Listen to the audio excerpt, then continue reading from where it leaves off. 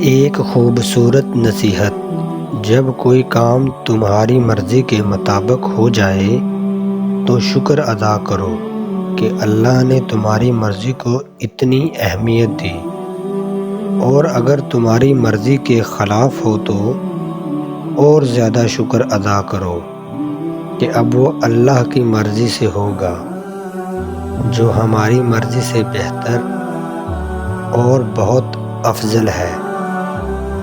لمحہ لمحہ آپ کے ہونٹوں پر مسکان رہے، آپ کی زندگی ہر غم سے انجان رہے، جس کے ہاتھ کے ساتھ مہک اٹھے آپ کی زندگی۔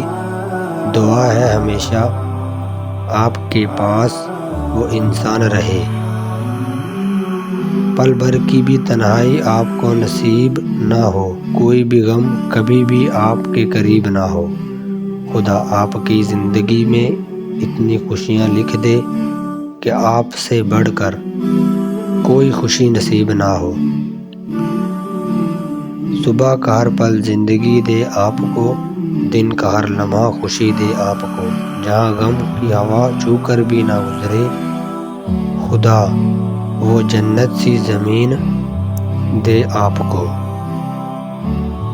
مرد کی طبیعت کا تبھی نہیں پتہ چلتا جب وہ اپنے ماں باپ، بہن بھائیوں کو خوش رکھے، بلکہ مرد کی تربیت کا تب پتہ چلتا ہے جب کسی کی لائی ہوئی بیٹی اس سے خوش اور پرسکون ہو۔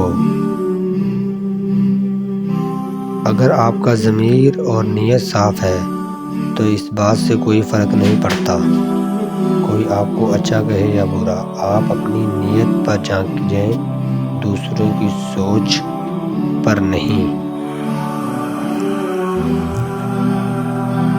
کچھ لوگوں کے پاس جذبات کی کنجیاں ہوتی ہیں، جب چاہے ہنسا دیا، جب چاہے اداس کر دیا، اور ہم کتنی آسانی سے انہیں میسر آ جاتے ہیں۔ ہمیں ان سے محبت ہوتی ہے۔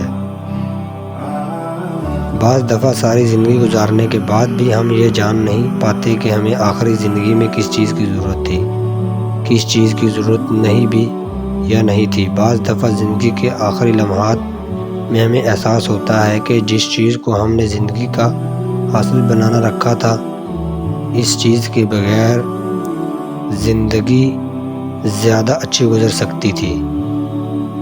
جب تم کسی کے لیے کچھ محسوس کرتے ہو تو ایسا ممکن ہی نہیں کہ دوسروں کو احساس تک نہ ہو، کیونکہ روحوں کی زبان سمجھنے میں کبھی دھوکہ نہیں کھاتی۔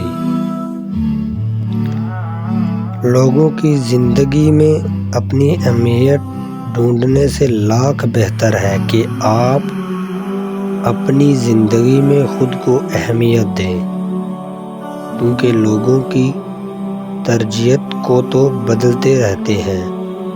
آپ خود کو لوگوں کے معیار تک لانے کے چکر میں اپنا معیار ہی کھو دیتے ہیں، پھر پوچھتے ہیں تو بوسیدہ سی اہمیت ہماری ذات ہے۔ خود کو بوسیدہ ہونے سے ہم خود ہی بچا سکتے ہیں۔ ضرورت سب کو ہوتی ہے مگر محبت سب کو نہیں ہوتی۔ کچھ لوگ ضرورت پوری کرنے کے لیے محبت کا سہارا لیتے ہیں، اور کچھ محبت نبھانے کی خاطر اپنی ضرورتیں اور خواہشات قربان کر دیتے ہیں۔ فرق صرف ترجیحات کا ہے۔ مشکل وقت میں دلاسا دینے والا کوئی اجنبی بھی ہو تو دل میں اتر جاتا ہے، اور اس وقت میں کنارہ کر لینے والا کوئی اپنا ہی کیوں نہ ہو پر دل سے اتر ہی جاتا ہے۔ بانو قدسی کہتی ہیں، زندگی میں اگر ہم سفر کے انتخاب کا موقع ملے تو ہمیشہ ایک سمجھدار انسان کا انتخاب کرنا، جو آپ کا خیال رکھ سکے، آپ کی ضرورت کو پورا کر سکے۔ یہ محبت وغیرہ کچھ نہیں ہوتی۔ جب زندگی کی حقیقتوں سے پالا پڑتا ہے تو سب سے پہلے محبت کے گھر کی گھڑی کے دروازوں سے نکل کر بھاگتی ہے۔ ہم سب پرفیکٹ کہاں ہوتے ہیں؟